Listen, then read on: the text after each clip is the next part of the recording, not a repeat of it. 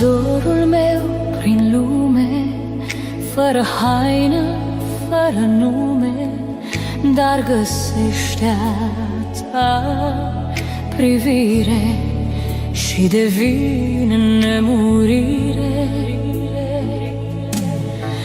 Umblă dorul meu prin lume, fără casă, fără nume, numai după leacuri umblă, fără haină, fără umbră.